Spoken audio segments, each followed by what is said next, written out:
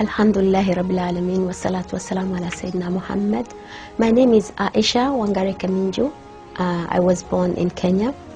I embraced Islam 10 years ago after really a struggle in life, after searching for so long. Prior to becoming a Muslim, I was a flight attendant. Since I had it all, I was sitting on top of the world, like they say.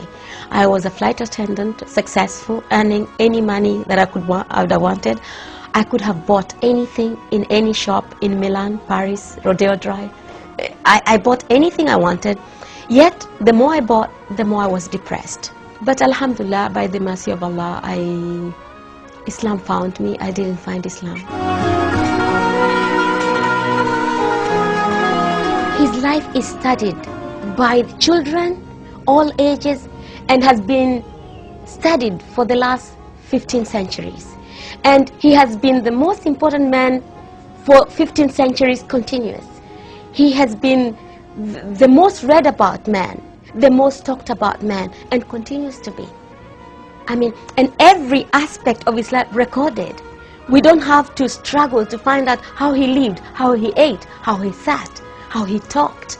I mean, no other person's life has been recorded. No other prophet, no other human being or any other thing has been given such attention.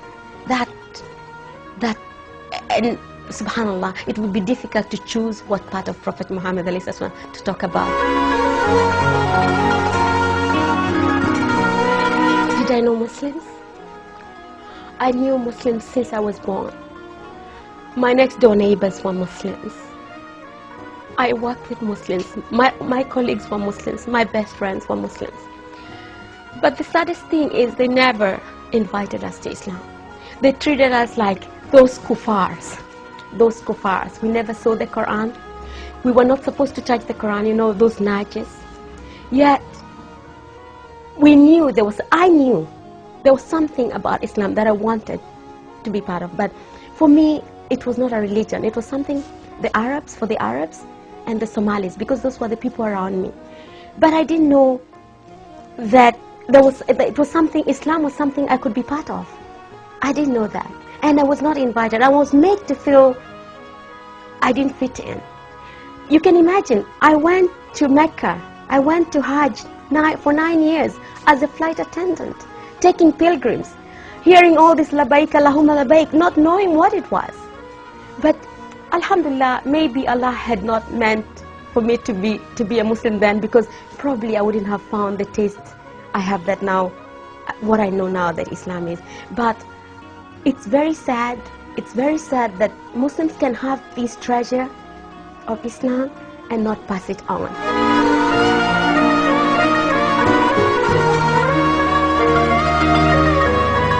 Before being a Muslim, he was just a man, an Arab man, a crazy man who went around with a sword in the hand and probably threatening everybody to chop off their heads if they...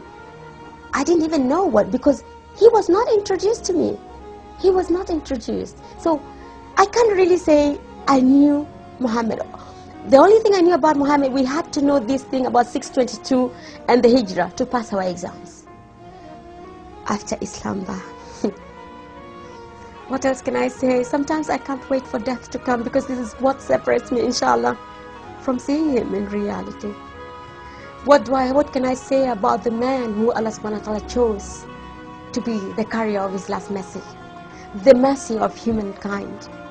What can I say about Prophet Muhammad? I don't possess those words.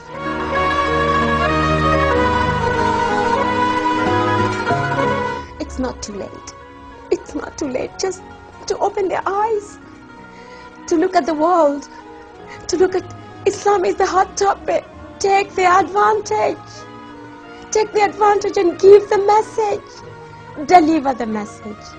We have to deliver the message. Bil-fi'al, by actions. Because we don't have a lot of time. And how can anyone hope to have the intercession, the intercession of Prophet Muhammad when he ignored him in dunya? we really can hope that on Yom Al-Qiyamah we will be able to walk with him in the Sirat when we did nothing for him in dunya? It's very simple mathematics. If you love somebody, you follow him and you work for him. What do you do for your lover? What do you do for your lover?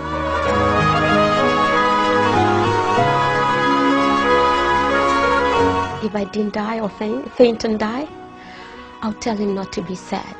Not to be sad that the Muslims are in such deep sleep, in such deep slumber, did not understand him, and to make dua for us, the Muslims, to wake up and understand the message and work for it, and emulate him and give the message to the world and just let everybody know who this man is. I would ask him to make lots of dua for us and ask Allah subhanahu wa ta'ala to wake us up from our ghafla with mercy, not with a big bang, before there's no other time, before the end comes. I would ask him to make lots of du'as for us. Ashhadu an la ilaha illallah wa ashhadu anna Muhammad abduhu wa rasuluh.